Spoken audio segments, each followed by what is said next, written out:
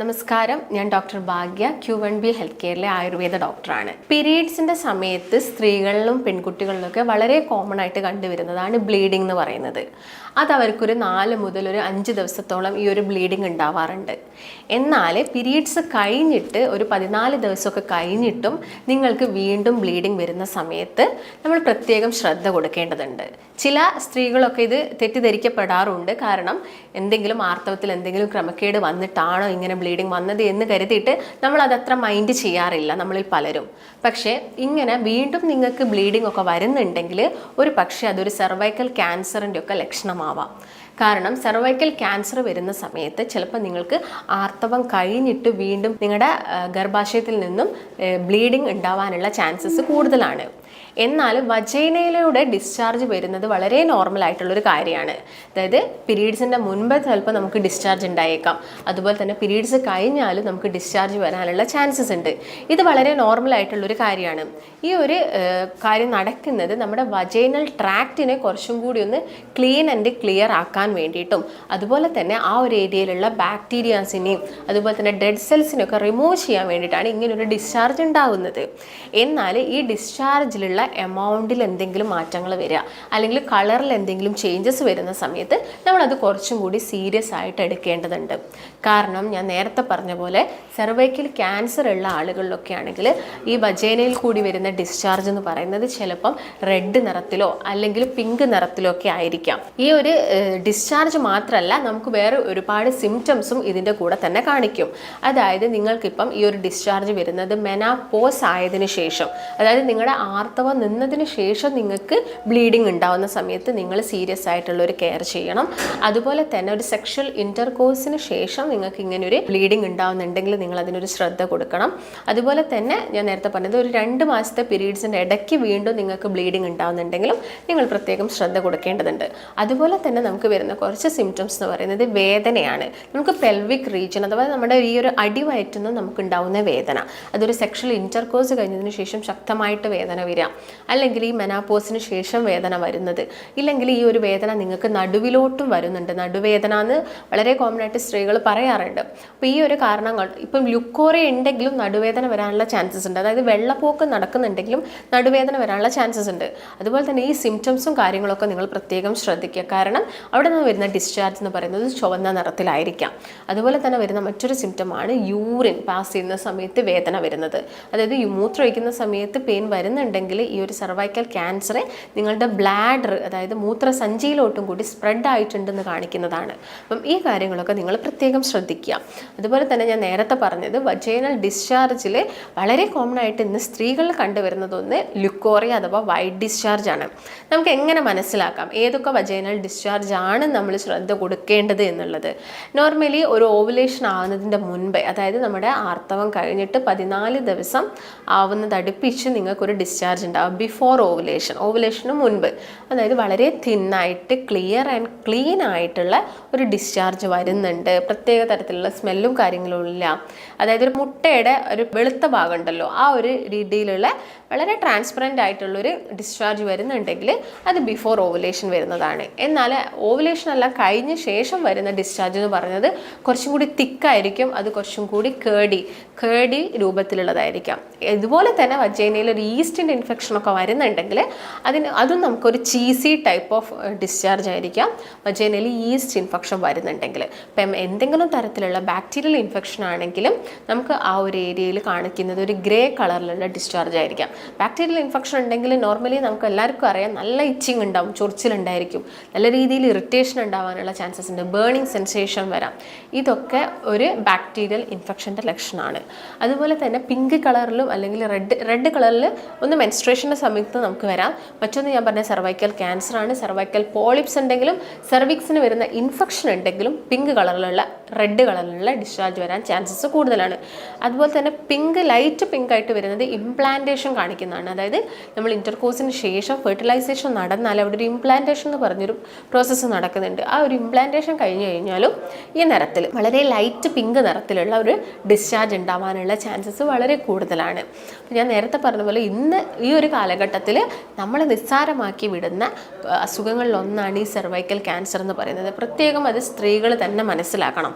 അതിന് നിങ്ങൾ എല്ലാ വർഷവും ഈ പാപ്സ്മിയർ ടെസ്റ്റ് ചെയ്യുന്നതും കൂടി നല്ലതാണ്. ഒരു ഗൈനക്കോളജിസ്റ്റിനെ കണ്ടിട്ട് നമ്മുടെ സെർവിക്സിൽ നിന്നും കുറച്ച് ടിഷ്യൂസ് കളക്ട് ചെയ്തിട്ടുള്ള ഒരു ടെസ്റ്റാണ് പാപ്സ്മിയർ ടെസ്റ്റ്. അപ്പം 40 വയസ്സ് കഴിഞ്ഞ സ്ത്രീകൾ ഈ ഒരു ടെസ്റ്റ് ഫോളോ ചെയ്യുന്നത് എപ്പോഴും നല്ലതാണ്. അതുപോലെ തന്നെ നിങ്ങൾ ശ്രദ്ധിക്കേണ്ട കുറച്ച് കാര്യം മറ്റൊന്നാണ് ലുക്കോറിയ എന്ന് പറയുന്നത്. ലുക്കോറിയ എന്ന് പറയുന്നത് എല്ലാവർക്കും അറിയാം, അസ്ഥിസ്രാവം അല്ലെങ്കിൽ അസ്ഥി ഉരുക്കം എന്നൊക്കെ പറയാറുണ്ട്.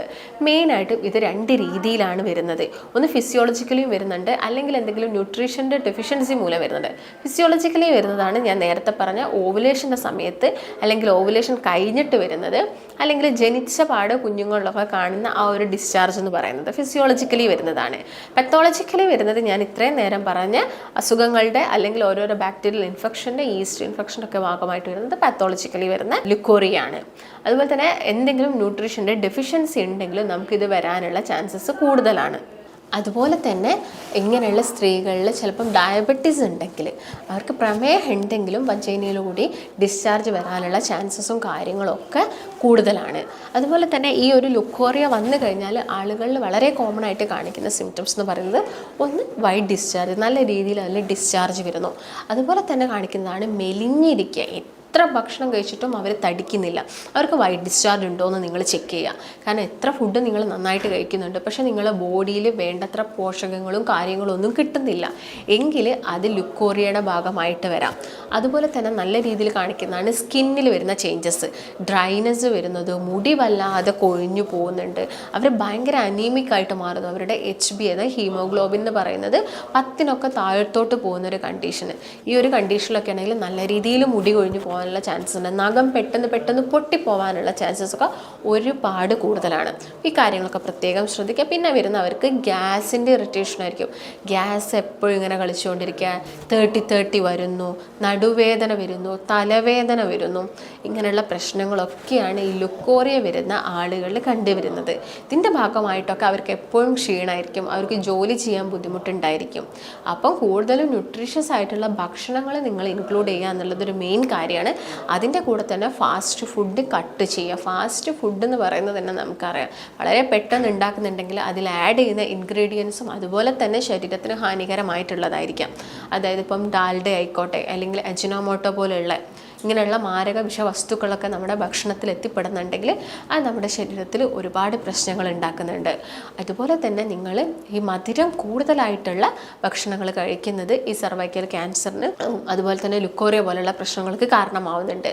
അതുപോലെ തന്നെ നിങ്ങളുടെ കുടുംബത്തിൽ പാരമ്പര്യമായിട്ട് ആർക്കെങ്കിലും ഈ ഒരു പ്രശ്നങ്ങൾ ഉണ്ടെങ്കിൽ നമുക്കും അത് വരാനുള്ള ചാൻസസ് കൂടുതലാണ്. അതുകൊണ്ടാണ് ഇതിന് വേണ്ടിയിട്ട് നിങ്ങളൊരു സ്ക്രീനിങ് ടെസ്റ്റായിട്ട് ഒരു പാപ്സ്മിയർ ടെസ്റ്റൊക്കെ ചെയ്യാൻ വേണ്ടിയിട്ട് പറയുന്നത്. അതുപോലെ തന്നെ നിങ്ങൾ ഒഴിവാക്കേണ്ടത് ഡീപ്പ് ഫ്രൈ ചെയ്യുന്ന കാര്യങ്ങളാണ്. ഇപ്പോൾ ചിക്കൻ ആയിക്കോട്ടെ, അല്ലെങ്കിൽ വേറെ എന്തെങ്കിലും ഫിഷ് ആയിക്കോട്ടെ. ഫിഷൊക്കെ നമ്മുടെ ശരീരത്തിന് ഒരുപാട് നല്ലതാണ്. നമ്മുടെ ശരീരത്തിന് കുറച്ചും കൂടി ഒരു തണുപ്പ് തരുന്ന രീതിയിൽ നമുക്ക് മത്സ്യങ്ങളും തണുപ്പ് തരുന്ന രീതിയിലുള്ള ബാക്കിയുള്ള ഭക്ഷണങ്ങളൊക്കെ നമുക്ക് ഇൻക്ലൂഡ് ചെയ്യാം. പക്ഷേ നിങ്ങളത് ഡീപ്പായിട്ട് ഫ്രൈ ചെയ്തെടുക്കുന്നുണ്ടെങ്കിൽ നമ്മുടെ അതിൻ്റെ എല്ലാ ഗുണങ്ങളും നഷ്ടപ്പെടുകയാണ് ചെയ്യുന്നത്. അപ്പോൾ ആ കാര്യങ്ങളൊക്കെ നിങ്ങൾ എന്ത് ചെയ്യുക, മെയിനായിട്ടും ശ്രദ്ധിക്കാം. ഇങ്ങനെയുള്ള രീതിയിലുള്ള ഭക്ഷണങ്ങളൊക്കെ മാക്സിമം കുറയ്ക്കാൻ വേണ്ടിയിട്ട് നോക്കുക. പിന്നെ സീഡ്സുകൾ, ഇപ്പോൾ flax seeds, chia seeds, pumpkin seeds, ഇങ്ങനെയുള്ള സീഡുകളൊക്കെ നമ്മുടെ ഭക്ഷണത്തിൽ ഇൻക്ലൂഡ് ചെയ്തിട്ട് എപ്പോഴും ബോഡി കുറച്ചും കൂടി ഫിറ്റായിട്ട് എടുക്കാൻ വേണ്ടിയിട്ട് ശ്രദ്ധിക്കുക. കാരണം സർവൈക്കൽ ക്യാൻസർ വന്നു കഴിഞ്ഞാൽ, അല്ലെങ്കിൽ ഈ ലുക്കോറിയ പോലുള്ള പ്രശ്നങ്ങൾ വന്നു കഴിഞ്ഞാലൊക്കെ നമ്മുടെ ഇമ്മ്യൂണിറ്റി ഒക്കെ ഒരുപാട് ലോ ആയിട്ട് മാറും. അപ്പോൾ അതിന് മുൻപേ തന്നെ നമ്മളെല്ലാ കാര്യങ്ങളും ശ്രദ്ധിക്കുക. അതുപോലെ തന്നെ നിങ്ങളുടെ ശരീരത്തിൽ ഈ ബ്രസ്റ്റ് ക്യാൻസർ പോലുള്ള കാര്യങ്ങളൊക്കെ ലേഡീസ് പ്രത്യേകം പറയുന്നു, അതൊക്കെ അവർ തന്നെ സ്വയം ചെക്ക് ചെയ്യുക. എന്തെങ്കിലും ലംബോ കാര്യങ്ങളോ എന്തെങ്കിലും മാസ് അവരുടെ ബ്രസ്റ്റിൻ്റെ ഏരിയയിലോ അല്ലെങ്കിൽ അവരുടെ ആക്സിൽ, അതായത് നമ്മുടെ കക്ഷത്തിലായിട്ട് എന്തെങ്കിലും മാസ് പോലെയൊക്കെ ഉണ്ടോ എന്ന് നിങ്ങൾ കൈകൊണ്ട് തന്നെ എല്ലാ ദിവസവും നിങ്ങൾ കുളിക്കുന്ന സമയത്തൊക്കെ ഒന്ന് ജസ്റ്റ് ആ ഒരു ഏരിയയിലൊക്കെ ഒന്ന് ടച്ച് ചെയ്ത് നോക്കിയിട്ട് മനസ്സിലാക്കേണ്ടതുണ്ട്. അതുപോലെ തന്നെ നിങ്ങളുടെ നിപ്പിൾസിന് എന്തെങ്കിലും ഡിസ്ചാർജും കാര്യങ്ങളൊക്കെ വരുന്നുണ്ടോ എന്നുള്ള കാര്യങ്ങളൊക്കെ നിങ്ങൾ പ്രത്യേകം നോട്ട് ചെയ്യണം. നമുക്കൊരു പ്രായമാകുന്ന സമയത്തോ അല്ലെങ്കിൽ നമ്മുടെ ഡെലിവറി ഒക്കെ കഴിഞ്ഞു കഴിഞ്ഞാലൊക്കെ നിങ്ങൾ ഈ കാര്യങ്ങളൊക്കെ പ്രത്യേകം ശ്രദ്ധിക്കുക. അതുപോലെ തന്നെ ഇപ്പോൾ ആയുർവേദത്തിലാണെങ്കിൽ ഈ ലുക്കോറി പോലുള്ള കണ്ടീഷനൊക്കെ നമുക്ക് ഒരുപാട് മെഡിക്കേഷൻസും കാര്യങ്ങളും കാര്യങ്ങളൊക്കെ അവൈലബിൾ ആണ്. അശ്വഗരിഷ്ടം, ശതാവരി ഗുണം, ഇങ്ങനെയുള്ള ഒരുപാട് മെഡിക്കേഷൻസ് ഉണ്ട്. അപ്പോൾ നിങ്ങൾ എന്ത് മെഡിസിൻസ് എടുക്കുകയാണെങ്കിലും നിങ്ങളൊരു ഡോക്ടറിൻ്റെ നിർദ്ദേശപ്രകാരം മാത്രം മരുന്നും കാര്യങ്ങളൊക്കെ സ്റ്റാർട്ട് ചെയ്യാൻ വേണ്ടിയിട്ട് ശ്രദ്ധിക്കുക. അതുപോലെ തന്നെ നമ്മുടെ വെജിറ്റബിൾസ് നമ്മൾ മാക്സിമം നിങ്ങളുടെ ഭക്ഷണത്തിൽ ഇൻക്ലൂഡ് ചെയ്യാൻ വേണ്ടിയിട്ട് ശ്രദ്ധിക്കുക. അതായത് വെണ്ടയ്ക്കൊക്കെ നന്നായിട്ട് കഴിക്കാൻ വേണ്ടി നോക്കുക. ഉലുവ നിങ്ങളുടെ ഭക്ഷണത്തിൽ ഇൻക്ലൂഡ് ചെയ്യുക. അതുപോലെ തന്നെ ഫ്രൂട്ട്സുകളൊക്കെ മാക്സിമം ജ്യൂസ് ആക്കാതെ അത് കട്ട് ചെയ്തിട്ട് തന്നെ കഴിക്കാൻ വേണ്ടിയിട്ട് ശ്രദ്ധിക്കുക. പിന്നെ omega-3 ഫാറ്റി ആസിഡ്സിൻ്റെ സപ്ലിമെൻറ്റ്സ് എടുക്കുന്ന ആളുകളുണ്ടായിരിക്കാം. അതാണെങ്കിൽ നിങ്ങൾക്ക് അങ്ങനെയുള്ള കാര്യങ്ങൾ നിങ്ങളുടെ ഭക്ഷണത്തിൽ മാക്സിമം ഇൻക്ലൂഡ് ചെയ്യുക. അതുപോലെ തന്നെ ആൻറ്റി ഓക്സിഡൻസ് ആയി വരുന്ന മഞ്ഞൾ, ചെറുനാരങ്ങ, ഇഞ്ചി, ഇതൊക്കെ നിങ്ങളുടെ എല്ലാ ദിവസവും നിങ്ങളുടെ കറികളിലും കാര്യങ്ങളിലൊക്കെ ആഡ് ചെയ്യുക. അതുപോലെ തന്നെ ഡെയിലി നിങ്ങൾക്ക് ഇഞ്ചി ഇട്ടിട്ട് ചായയൊക്കെ കുടിക്കുന്നത് ഇങ്ങനെയുള്ള പ്രശ്നങ്ങളൊക്കെ കുറയ്ക്കുന്നതിനൊക്കെ നന്നായിട്ട് ഹെൽപ്പ് ചെയ്യും. ഇതിൻ്റെ കൂടെ തന്നെ നിങ്ങളൊരു വ്യായാമം കൂടി കണ്ടിന്യൂ ചെയ്ത് പോവുകയാണെങ്കിൽ നമുക്ക് ഇങ്ങനെയുള്ള പ്രശ്നങ്ങളൊക്കെ ഒരു പരിധി വരെ നമുക്ക് കുറച്ചുകൊണ്ട് വരാൻ വേണ്ടിയിട്ട് സാധിക്കും. ഇപ്പോൾ ഞാൻ നേരത്തെ പറഞ്ഞ പോലെ ലുക്കോറിയൊക്കെ വരുന്ന ആളുകളൊക്കെ ആണെങ്കിൽ നിങ്ങൾ എല്ലാ ദിവസവും നിങ്ങളുടെ ശോധനയൊക്കെ പ്രോപ്പറാക്കാൻ വേണ്ടി അങ്ങനെയുള്ള രീതിയിലുള്ള ഭക്ഷണങ്ങൾ കഴിക്കണം. അതുപോലെ നന്നായിട്ട് വെള്ളം കുടിക്കണം.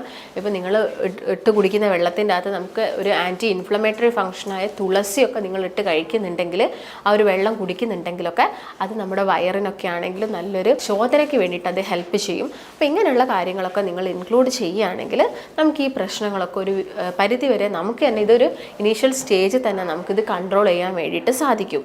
അപ്പം ഞാൻ നേരത്തെ പറഞ്ഞ പോലെ തന്നെ ചെറു മത്സ്യങ്ങൾ മാക്സിമം കഴിക്കാൻ വേണ്ടിയിട്ട് നോക്കുക. വലിയ മത്സ്യങ്ങൾ മാക്സിമം ഒഴിവാക്കുക. കഴിവതും സ്പൈസി, അതുപോലെ തന്നെ നല്ല ഉപ്പ് ഭക്ഷണം കഴിക്കുന്ന ആളുകളല്ല, നന്നായിട്ട് വിനഗിരി ഉപയോഗിച്ചിട്ട് അച്ചാറൊക്കെ എടുക്കുന്ന ആളുകളൊക്കെ ഉണ്ടാവും.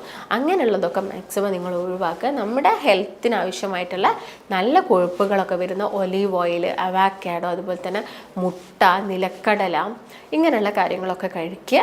അതുപോലെ തന്നെ നമ്മൾ കഴിക്കുന്ന പച്ചക്കറികളൊക്കെ ആണെങ്കിലും ഒരുപാട് കീടനാശിനികളൊക്കെ അടിച്ചു വരുന്നത് കൊണ്ട് തന്നെ ഇതൊക്കെ നമുക്ക് ഇങ്ങനെയുള്ള പ്രശ്നങ്ങൾ, ഈ ക്യാൻസർ പോലെയുള്ള പ്രശ്നങ്ങളൊക്കെ ഉണ്ടാവാനുള്ള ചാൻസസ്, അതുപോലെ തന്നെ പുകവലി, മദ്യപാനം, സ്ത്രീകളാണെങ്കിലും ഇങ്ങനെയുള്ള ഹാബിറ്റ്സൊക്കെ കൊണ്ട് നടക്കുന്ന ആളുകളുണ്ട്. അതൊക്കെ മാക്സിമം നിങ്ങളുടെ ഡയറ്റിൽ നിന്നൊക്കെ കട്ട് ചെയ്തിട്ട് ഇങ്ങനെയുള്ള കാര്യങ്ങളൊക്കെ പ്രത്യേകം ശ്രദ്ധിക്കുക. ഇതൊക്കെ നിങ്ങൾ പ്രത്യേകം ശ്രദ്ധിക്കുകയാണെങ്കിൽ നമുക്ക് ഈ ഒരു അസുഖമൊക്കെ ഒരു പരിധി വരെ കൺട്രോൾ ചെയ്യാൻ വേണ്ടിയിട്ട് സാധിക്കും. അപ്പോൾ ഇങ്ങനെ കണ്ടിന്യൂസ് ആയിട്ട് അസിഡിറ്റീൻ്റെ പ്രശ്നങ്ങൾ വരിക, എപ്പോഴും മെലിഞ്ഞിരിക്കുന്ന ആളുകൾ, വൈറ്റ് ഡിസ്ചാർജ് ഉണ്ട്, അതുപോലെ തന്നെ നല്ല രീതിയിൽ മുടി കൊഴിച്ചിലൊക്കെ വരുന്നുണ്ടെങ്കിൽ ഇത് ലുക്കോറിയ അഥവാ നിങ്ങൾ നേരത്തെ പറഞ്ഞ പോലെ തന്നെയുള്ള അസ്ഥിസ്രാവത്തിൻ്റെ ഒക്കെ ഭാഗമായിട്ടാണ്. അപ്പോൾ നിങ്ങൾക്ക് ഈ ഒരു അസുഖത്തിനെ കംപ്ലീറ്റ് ആയിട്ട് നമുക്കിത് മാറ്റിയെടുക്കാൻ വേണ്ടിയിട്ട് സാധിക്കും. അപ്പോൾ ഇതിനെക്കുറിച്ചിട്ട് നിങ്ങൾക്ക് എന്തെങ്കിലും ഡൗട്ടും കാര്യങ്ങളൊക്കെ വരുന്ന, അല്ലെങ്കിൽ ഇതിന് വേണ്ടിയിട്ടുള്ള നല്ല ട്രീറ്റ്മെൻറ്റ്സ് നമ്മുടെ ആയുർവേദത്തിൽ അവൈലബിൾ ആണ്. യാതൊരു രീതിയിലുള്ള സൈഡ് എഫക്ട്സും കാര്യങ്ങളും ഒന്നുമില്ല. അപ്പോൾ നിങ്ങൾക്ക് എന്തെങ്കിലും ഡൗട്ട് ഉണ്ടെങ്കിൽ താഴെ കാണുന്ന നമ്പറിൽ കോൺടാക്റ്റ് ചെയ്യുക. ഞാൻ നേരത്തെ പറഞ്ഞ പോലെയുള്ള എന്തെങ്കിലും അബ്നോർമൽ ആയിട്ടുള്ള സിംറ്റംസും കാര്യങ്ങളൊക്കെ കാണിക്കുന്നുണ്ടെങ്കിൽ നിങ്ങൾ ഉടൻ തന്നെ ഒരു ഗൈനക്കോളജിസ്റ്റിനൊക്കെ മീറ്റ് ചെയ്തിട്ട് ഇതിനുള്ളൊരു പരിഹാരമൊക്കെ തേടുക. അപ്പോൾ നമുക്ക് മറ്റൊരു നല്ല ഹെൽത്ത് ടോപ്പിക്കുമായിട്ട് വീണ്ടും കാണാം.